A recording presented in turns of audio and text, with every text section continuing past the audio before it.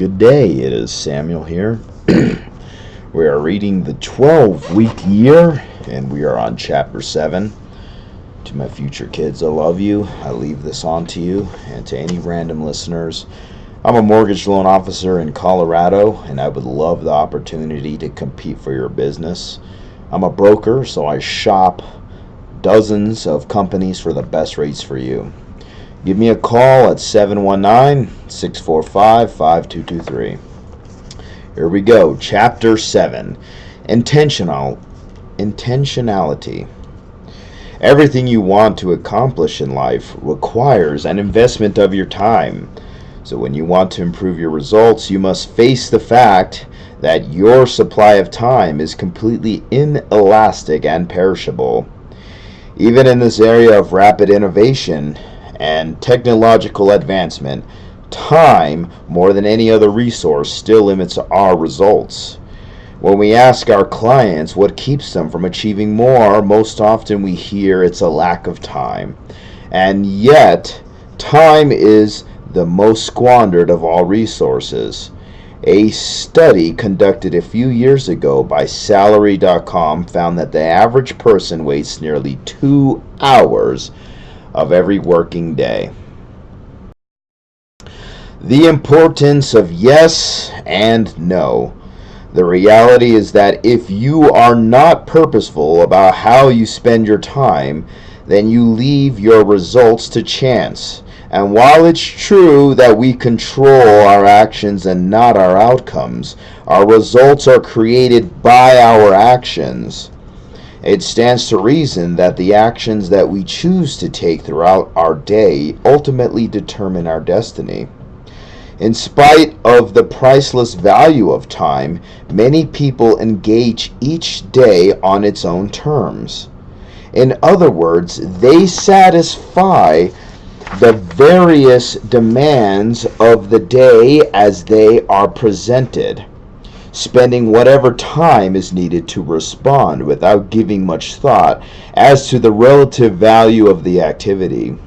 This is a reactive approach in which the day is controlling you and prevents you from performing at your best. To realize your potential, you must learn to be more mindful about how you spend your time. Living with clear intention goes against the powerful tendency to be reactive because it requires you to organize your life around your priorities and consciously choose your activities that align with your goals and vision. When you spend your time with intention, you know when to say yes and when to say no. You are probably aware when you are procrastinating or engaging in low-level activity to avoid tackling a less comfortable, high-payoff activity. When you use your time intentionally, you waste less of it and spend more of it on your high-value actions.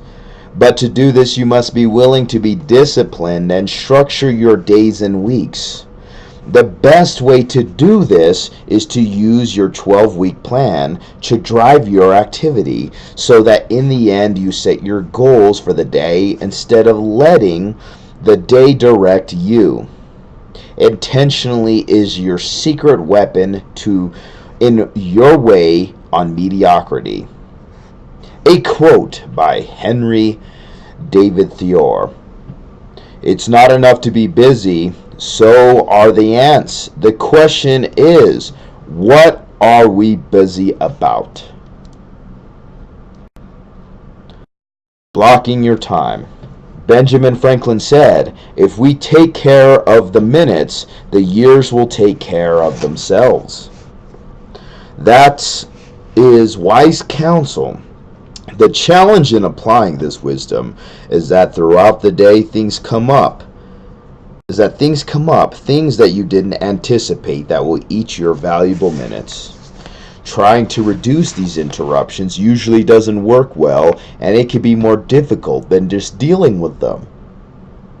In our opinion, the key to successful time use is intentional time use, is not trying to eliminate these unplanned interruptions, but instead to block out regular time each week dedicated to your strategically important tasks. We call this performance time, and find that it is the best approach to effectively allocating time that we have ever encountered.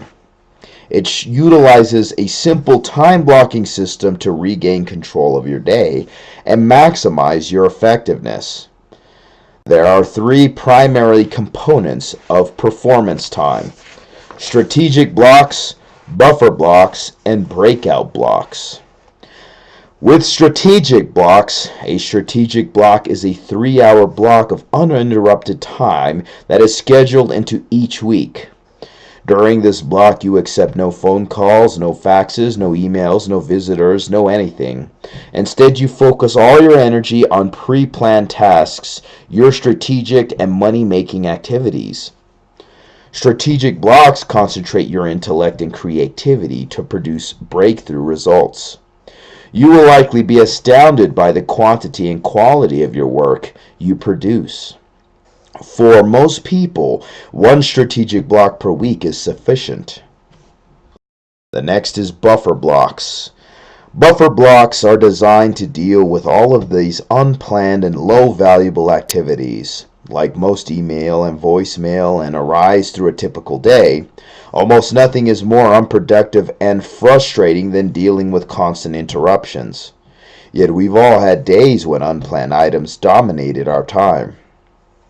For some, one 30-minute buffer block a day is sufficient.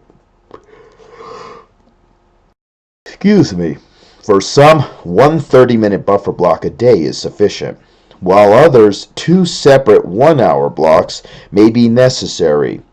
The power of buffer blocks comes from grouping together activities that tend to be unproductive so that you can increase your efficiency in dealing with them and take greater control over the rest of your day.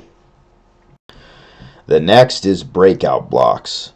One of the key factors contributing to performance plateaus is the absence of free time. Very often entrepreneurs and professionals get caught up in working longer and harder, but this approach kills your energy and enthusiasm. To achieve greater results, what's often necessary is not actually working more hours, but rather taking some time away from work. It's not by chance that people often quote the famous proverb, quote, "All work and no play makes Jack a dull boy." When we don't take time off from work, we can lose our creative edge. An effective breakout block is at least 3 hours long and spent on things other than work.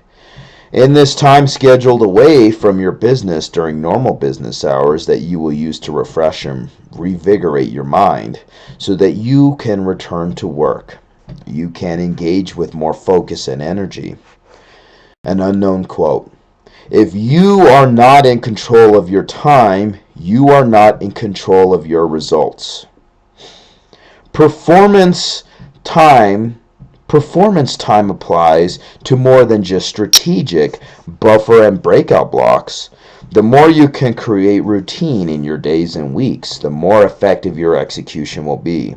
The best way to accomplish this is to create a picture of an ideal week. The concept of an ideal week is to plan on paper all of the critical tasks that occur in a typical week and organize them so you can be most productive. If you can't fit all of the things you do on paper, there is no way you will get them done in reality. So the exercise of strategically planning your week will cause you to make some hard choices about how you use your time. As you create your ideal week, it helps to schedule routine tasks at the same time, on the same day each week if possible. Now consider when you tend to be at your best. Are you a morning person, or are you better in the afternoon or evening? Schedule your most important activities during your prime time. We will walk you through how to create your model week in chapter 17. For many of our clients, performance time has been an immediate impact on results. Just gaining control over a few hours each week will often have a dramatic effect. Learn to use your time with greater intention. Learn to use your time with greater intention, and you will not only be more effective, but you will also feel a greater sense of control. Less stress and increased confidence. And that is the end of this chapter. Moving on, next week will be chapter 8. Have a wonderful day.